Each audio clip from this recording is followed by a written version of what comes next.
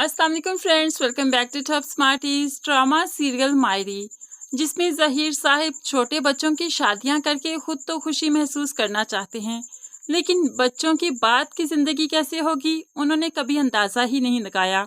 उन्हें सिर्फ यही पता है कि उनकी मौत ना हो जाए उससे पहले खुशियां देख लें। लेकिन ये कमसिन बच्चे जिन्हें अभी अपना अच्छा बुरा पता ही नहीं, वो भला ज़िंदगी की इस मैदान में कैसे उतर पाएंगे। सिवाय इन दोनों माँओं के किसी को इन चीज़ों की फिक्र नहीं, परवाह ही नहीं। अब बड़ी नंद भी आ गई और बड़ी नंद आते ही अपने भाई से इन दोनों के रिश्ते की बात छेड़ने लगी। यहाँ पर एनी और उसकी बहन जो कि काफ़ी परेशान है कि घर में इतनी तलही का माहौल क्यों है, आखिर सभी एक दूसरे से खींचे खींचे क्यों रहते हैं।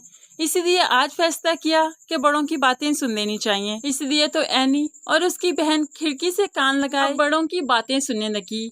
जहाँ पर इनकी बड़ी पुप्पो जो आई थी तो अपने भाई से कहने लगी, आप तो इस रिश्ते पर राजी हैं, आपने फैसला तो कर लिया, लेकिन मुझे नहीं लगता कि समीना और आयशा राजी होंगी। तभी यहाँ पर ज़हीर साहिब कह देते हैं, होगा तो वही जो मैं चाहता हूँ। अगर किसी को एतराज़ है तो वो दोनों अपने अपने घरों में वापस जा सकती हैं। ये मेरे बच्चे हैं, इनका फैसला मैं खुद करूँगा और फाहर की और एनी की शादी होकर रहेगी। अब एनी और उसकी बहन ने ये सब कुछ सुन लिया और बहुत हैरान हो गई। एनी तो रोने लगी। इतने में फाहर पीछे से आकर इन्हें डरा देता है, ये क्या कर रही हो, मैं बताऊं सबको कि बड़ों की बातें सुन रही हो।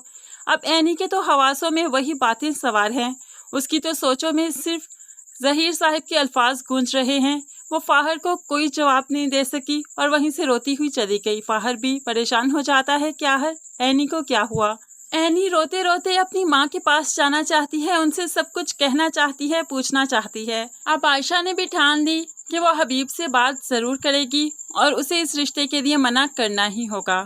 इसलिए तो जब आयशा ने बात शुरू की तो हबीब ने दरवाज़ा बंद कर दिया कि कोई बाहर से आता हुआ इनकी आवाज़ें ना सुन ले।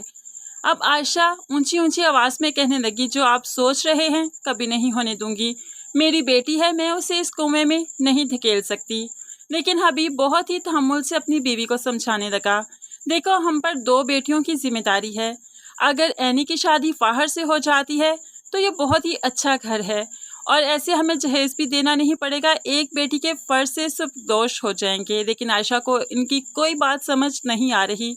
उसे यही मसला है कि इनकी एज बहुत छोटी है, ये अपनी इज़्दवाजी सफ़र में आगे कैसे बढ़ पाएंगे।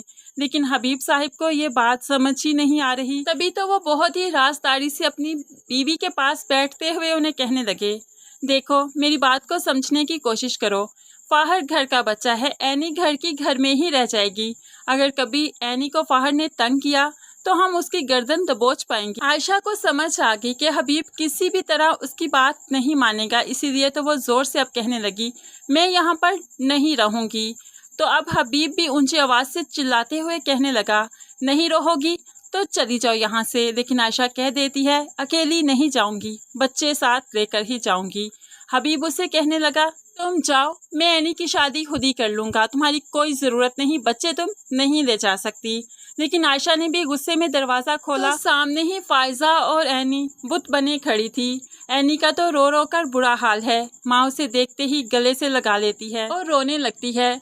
ऐसे ही अब उन्होंने फैसला किया कि इस घर में नहीं रहेंगी। एनी भी ये इतनी जल्दी शादी करना नहीं चाहती, इसलिए तो अपनी माँ के साथ वहाँ से निकल आते हैं। समीना ने लाख रोकना चाहा लेकिन वो नहीं रुके। लेकिन खैर वो अपने घर से भी निकल जाएं तो आयशा और एनी की भला कौन सुनेगा। ये शादी तो होकर ही रहेगी और इसी उम्र में ही होगी। फिर जाकर हमें इस उम्र की शादी के मसाइल भी तो देखने को मिलेंगे। तो फ्रेंड्स, आपको क्या लगता है, एनी अपनी शादी के बारे में जान चुकी है या नहीं?